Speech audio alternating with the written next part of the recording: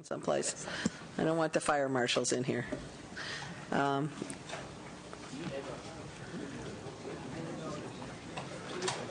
Can't. Why is he still there? Did we? Yeah, no, I wanted you off the dais, though. I thought was the idea. Is that good enough?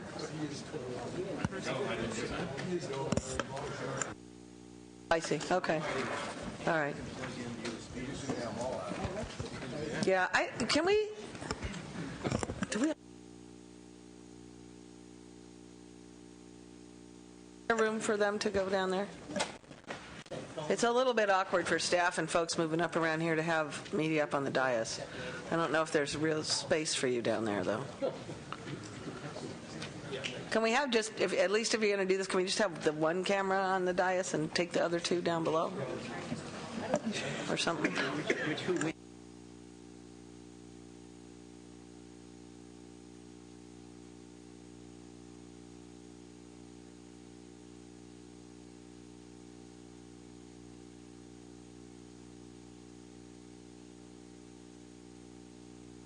The well is fine. That's okay.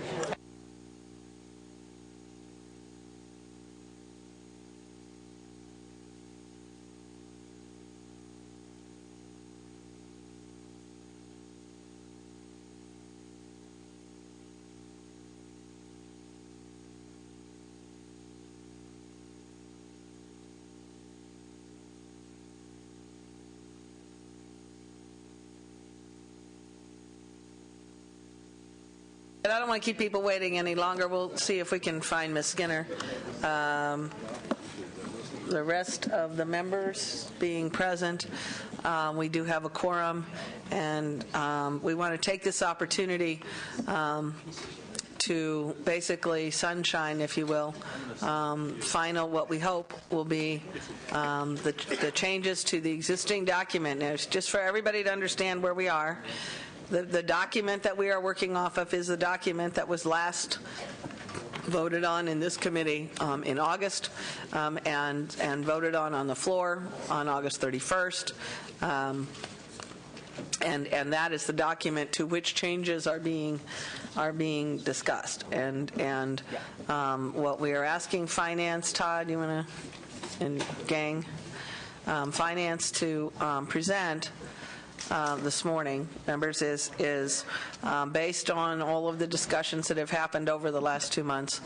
What things, so everybody who's been calling about all the different other things, if it was in the budget as voted on, the one that had a majority vote of both houses in August 31st, if it was in that budget and you don't get told today it was taken out, it's still there, because we've been getting a lot of calls of people thinking we're rewriting a new budget. Basically, that budget is the base upon which we are now making final, what we hope will be final adjustments.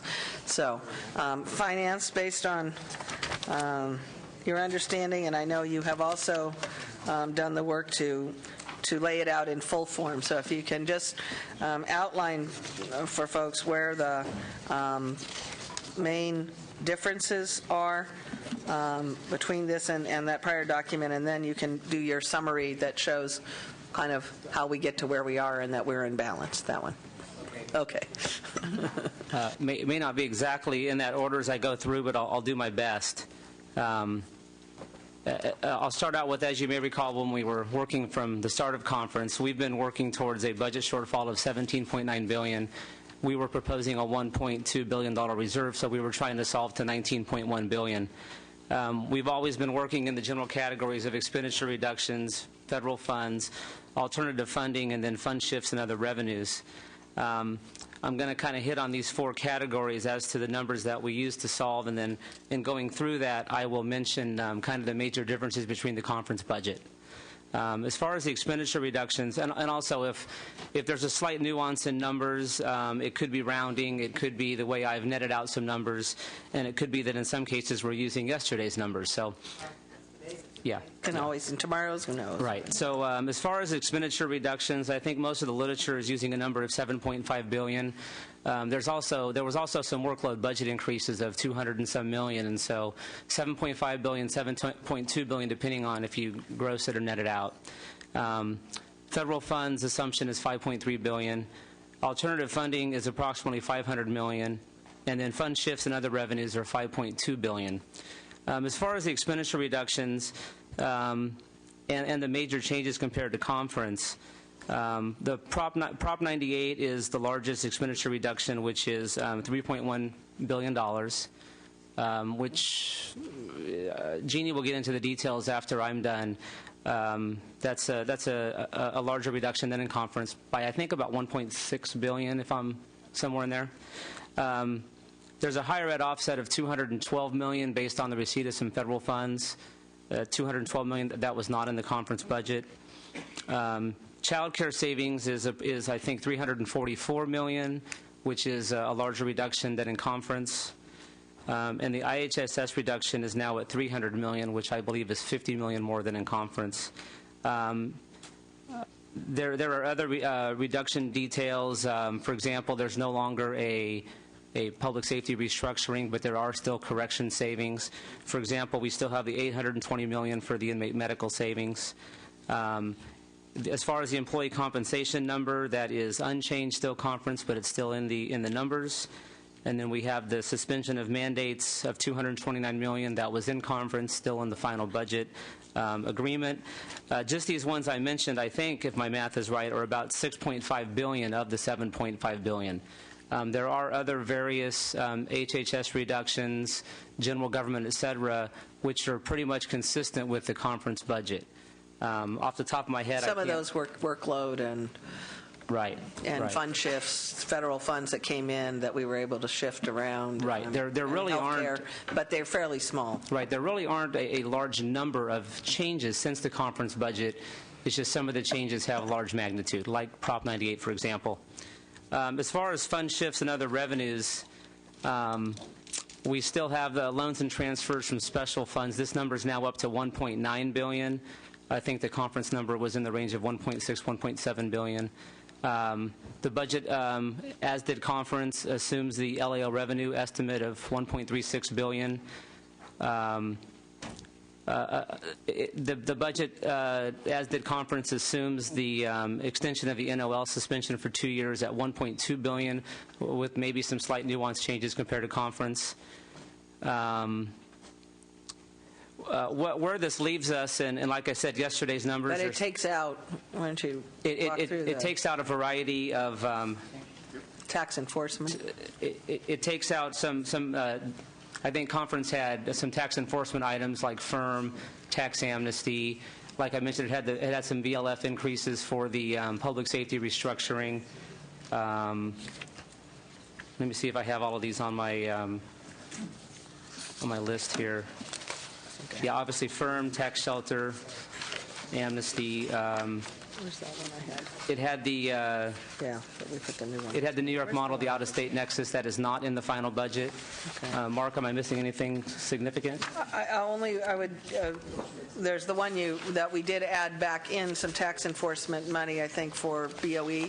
We did. We added in. We added in some positions and some dollars, and the bulk of that impact will be in 11-12. But it does generate some revenues in 10-11. Okay. And I think that's only about $8 million in the first year.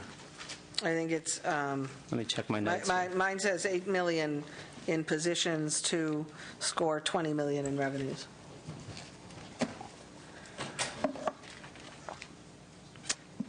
Yes, it's a net. It's a net of 13.6 million R scoring. That's correct. Right. That's correct. And then we do have the as far as the sales use tax line on the PIT form. That will generate. That. Yeah, we are scoring of that is $6.7 million in this fiscal year. Okay. That is a revision since conference. Okay. Where it leaves us as far as the general fund update is for 10-11 we start the year with a negative balance of $4.8 billion. And then we have $94.2 billion of revenues and transfers. So our total resources are $89.5 billion. And then our total expenditures are $87.5 billion. And then after you account for the liquidation of encumbrances, we have a special fund. We have a reserve of $364 million.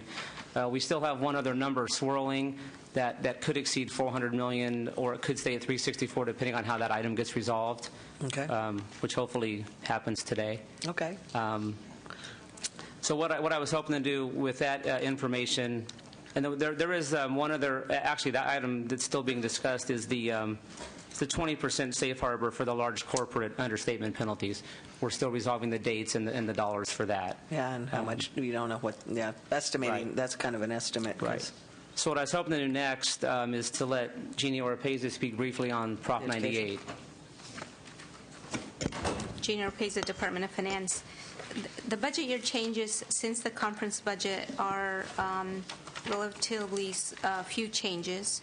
The first change, as Todd indicated, the adjustment to child care goes up slightly by taking the level of reimbursement that we provide to non-licensed providers from 90 to 80% of what we provide to licensed providers. In addition, we reduce the amount of admin that is allowed to be charged off of the contract amount from 19 to 17.5%. And the other components, we had already included a They were swap of included. one-time savings to The for reserves ongoing. that So we all had already included. Right. Right. Everything else was already included. Those were the only two changes in the child care rule. Madam Chair? So that results essentially in no reduction in slots, as we Correct. understand it. Mr. Quinn? Understanding it doesn't result in reductions in slots. What does that mean for the consumer, for the end user, and for the provider? You said you went from 80 to 90? 90%. So what does that mean in terms of dollars? There's a wide variety of those. I can get those to you, but it's about a 10% reduction to each of the providers. So if I was getting $500, I'm going to get $50 less in payment per month. It's based on market rates all over Yeah, the state. and they They're all range. different, so. Every county's a little different. In terms of class size reduction, the conference version assumed savings of 250. I'm sorry. Pardon, Ms. Skinner? Sorry. Back on that child care issue, the part of that expenditure reduction was the drop in the administrative overhead, but didn't we also reduce some of the administrative requirements that would help, that helps? In other words, had we not cut out some of the administrative burden, then that reduction in what is allowed to be the administrative overhead would have been a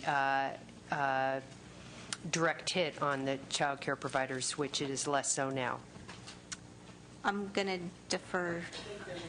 Yeah, I think there's some trailer perhaps that exempts them from some reporting. Is that what you're talking about? So it was we didn't adopt trailer bill language that would have put additional administrative requirements.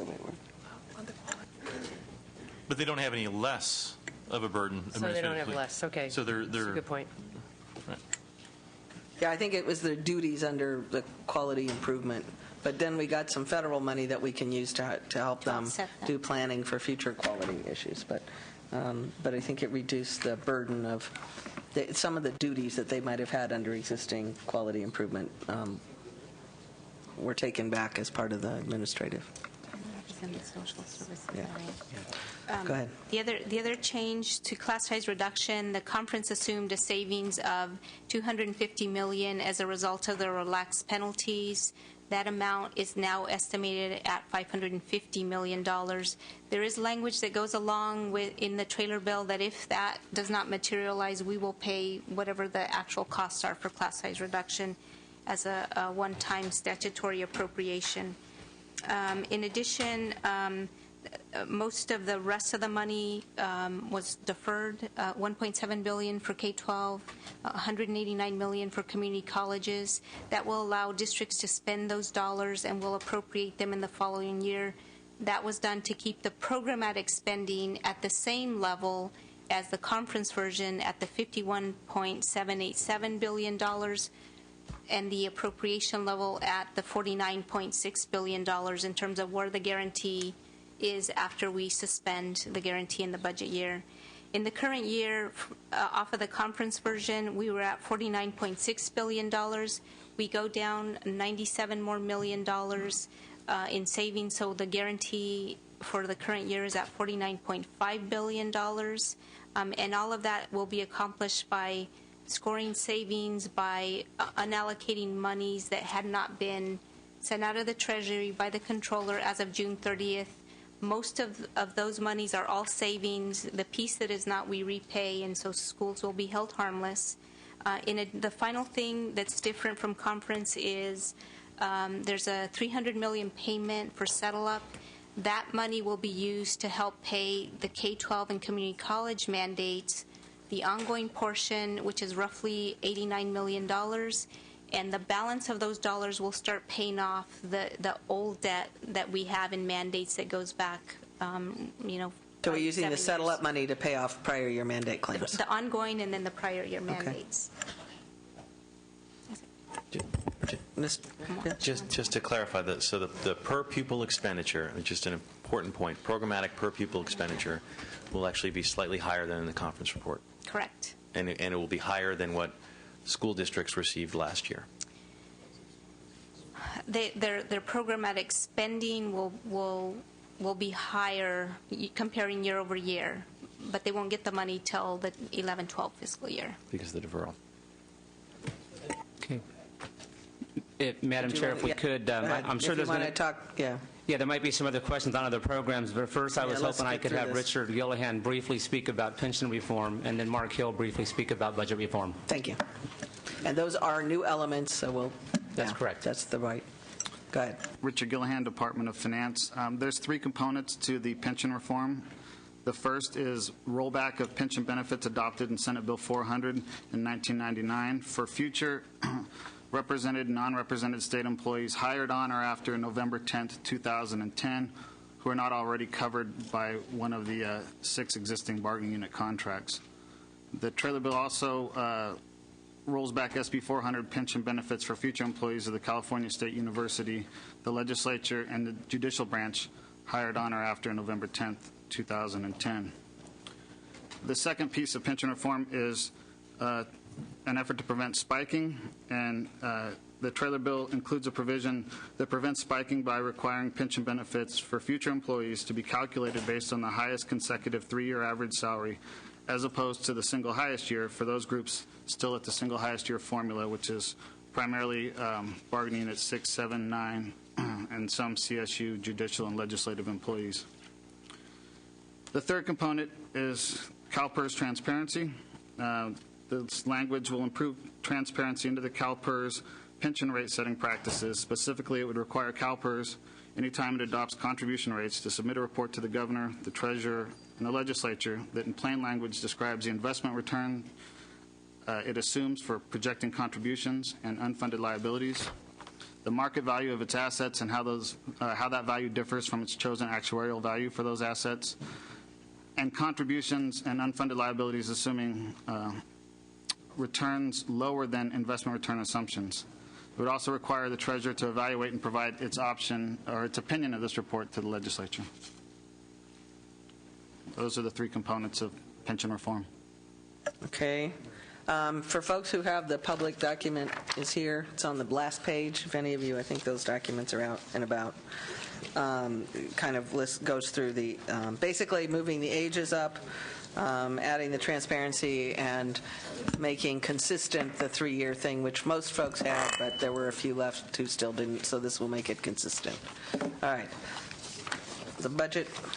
Yes, this is reform. Mark Hill from Finance. The budget reform proposal is similar in many respects to the Prop 1A proposal on the 2009 ballot. Major differences is there's no connection with Prop 98 expenditures or taxes in this. It's simply a standalone budget reform proposal. It would be on the November 2012 ballot and be effective for the 12-13 or the 13-14 fiscal year. The changes from existing law are basically to move to a much higher, potentially larger at least, Budget Stabilization Fund, the current one in existing law is capped at 5% or $8 billion. This would raise that to 10%. That's slightly less than the Prop 1A proposal. On the 3% of revenues annual transfer that's in existing law but can be waived by the governor, this now puts in place rules for when that can be waived. It has to be made in any year in which the monies are not needed to fund the current services budget, and that's defined as being last year's budget adjusted for population and inflation. And similarly, that same standard is used for when you can take funds out of the Budget Stabilization Fund and put it in the general fund budget. Again, it's whatever is needed to fund last year's budget adjusted for population and inflation. There's an additional feature to put money in the Budget Stabilization Fund when we have very large revenue spike years. Any revenue above a 20-year regression trend of revenues would potentially go into the Budget Stabilization Fund, except if doing so would jeopardize funding the current services budget. And off the top of that transfer comes any money necessary to fund Prop 98 obligations that are associated with that above-trend revenue. There's also a feature that was also incorporated into Prop 1A, which is a supplemental budget stabilization fund. From the transfer that comes into the budget stabilization fund, 1.5% of revenues in most years would go to one-time purposes like infrastructure and paying down debt. The difference from Prop 1A that's in this version is that would not happen in any year in which a transfer from the Budget Stabilization Fund back to the general fund is made, because it would be needed then for likely future years in the use for the budget stabilization, the general fund budget. Another additional feature which is placed in this version is that in the beginning of a recession, if you start out with hopefully a very large amount in the Budget Stabilization Fund, it might be attractive idea to take everything out in 1 year. This puts a rule in place that says you can only take half out, or whatever it takes to fund the current services budget. And then in the second year, again, that same rule, half of what's left could be taken out, and then after that, anything that's left that is needed to meet the current services budget.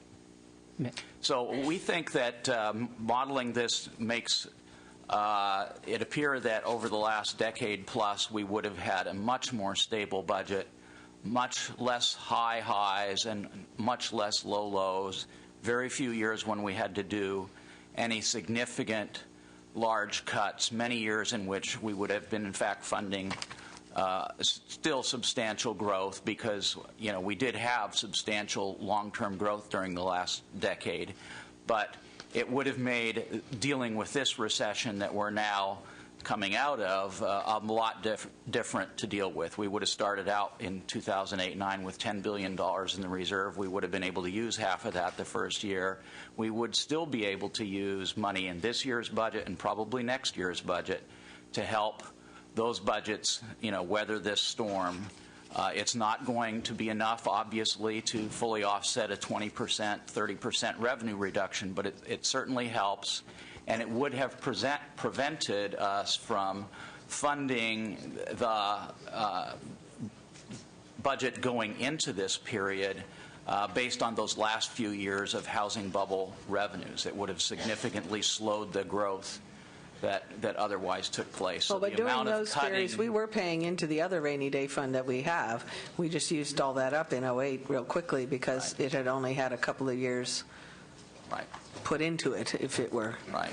I mean, we hadn't had an opportunity to fill it up, as you say, before it rained. Yeah, this model This one, assumes that we had been doing this since 98, 99. Yeah, if you had been doing that one since '98, '99, we probably wouldn't have been. Right. Wouldn't have been nearly as difficult a situation. I mean, even if the existing one, if it had existed before 2000. And then if I could Would just have clarify, the ballot date is actually still open, but we don't need to debate that here. So Well, it won't be 2010, we'll assure the audience of that, since the ballots have already gone out. So, other than that, it's pretty open. Okay. Comment, Chair? Yes, briefly. Mrs. Skinner? While I appreciate that had there been the kind of contribution that this measure is trying to accomplish, that there would have been some less reductions. I think it's really important not to overstate this. The drops in revenue that we have experienced since 2008 due to the recession have been so severe and so significant that a 10% rainy day fund would not have, we have already cut the expenditures in the order of 25%. So a 10% rainy day fund may have, softened the blow a bit, but to portray somehow to the public that it would have, in a significant way changed the circumstance that we have experienced with this recession, I think is very inaccurate. So I think it's important whenever we talk about such things to really help everyone understand that these last couple of years were in terms of the revenue drops due to the recession, very unique. While other aspects of California's budget instability may not be unique, this particular severe drop was and is unique. And even a rainy day fund wouldn't have protected us. Not from everything, but it would have softened the blow. I just want to reiterate that this works in two different ways. One is the reserve, and certainly that reserve would not have been enough to cover that kind of downturn, and it is definitely a very historically significant downturn in revenues. Yeah. I don't want to Well, we hadn't understate had a personal gross income drop since the Great Recession, right. The Great Depression. The other aspect of it, though, is it's intended and does, in fact, work well at moderating the growth that otherwise happens because of peak revenues. Yeah. And so the budget level would have been lower to start with in 2008-9. That's why it would have. That's probably the more help that it would have provided. Yeah. All right. So Anything else? I think we covered most of the significant changes since conference. There's some little bits and pieces that we haven't mentioned that I think between your document and our conversation have probably maybe been mentioned. But one other one that came into my head is that I think conference still had $36 million for the emergency response initiative. There is now zero for that. That was the only other one that came to my head. So. Okay. Yeah, that's one that did come out. Also, the backfilling of the environmental, you want to talk about a couple of those?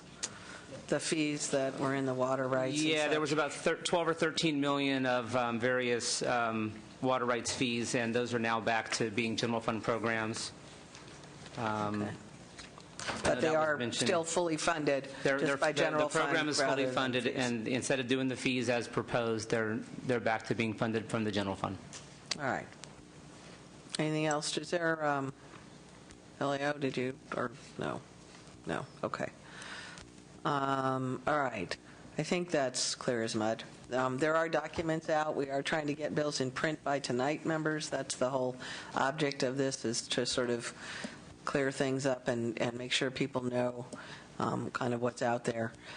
We did want to do a quick acknowledgement of the supplemental report language document, which I think everybody has, that LAO has prepared. I think, if I'm not mistaken, Ms. Oropesa, there's one additional piece of supplemental report language beyond what was in the existing packet for CSU and UC. Given theirs, that we would want to add into the final supplemental report language packet. It just asks them to report back on how they spend the extra $300 million, right? Okay. It's supplemental report language, but the idea was just to make sure we get a report back on enrollment growth, where's the money going. So there was a supplemental report language document that was the one that we had. We would just add that one piece to it. I think that would cover that one, and so it would all be done. Is that an issue?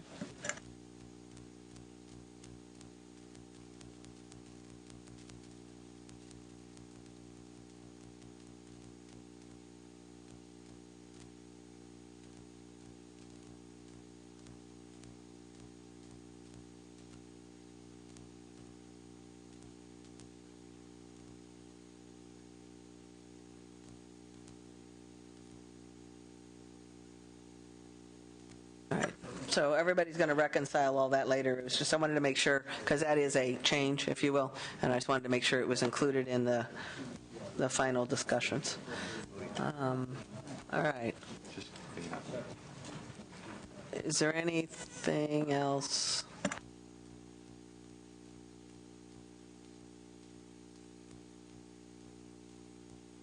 Yes, did you have anything else on LAO? You're fine. No, we have no additional comments. Did you have, you don't, Ms. Chaley, you don't have any comment? I mean, you've seen the GFU, you've seen the analysis, okay. And you're all still, everybody's still working on everything. But I understand the trailer discussions over the last couple of months have gone pretty well. I think we have all of the things, I mean, including some of the things that were in the original document. The IHSS is one to just highlight for a moment, but we had talked about provider fee. Our numbers had included that. I think that's been resolved, and we have numbers, and we know it works now. And then there was the additional 3% and some change reduction. A small 3% reduction to hours is what makes up the extra $50 million. Beyond what was in the August version. So I just want to make sure people are clear on what's there and what's not. And I know that ongoing work is still happening, and we are hugely hopeful, everyone, to have bills across the desk tonight, so they will be in print by tomorrow. For purposes of, and session has been called, as I understand it, for 9 a.m., both houses. It does seem a bit hurried, but on the other hand, it has been 90 days. So while it may seem hurried at this on the one-day basis, it has been a slow death. So we are hugely hopeful that all of our staff who have been working so hard, as well as child care providers, vendors, and others, can get paid next week. So if we can get through this tomorrow, we have that opportunity to get paid by October 15th or so, assuming the controller can move that fast. So thank you all very much. If there is nothing further, we will adjourn and allow everybody to contemplate and hopefully get a vote by tomorrow.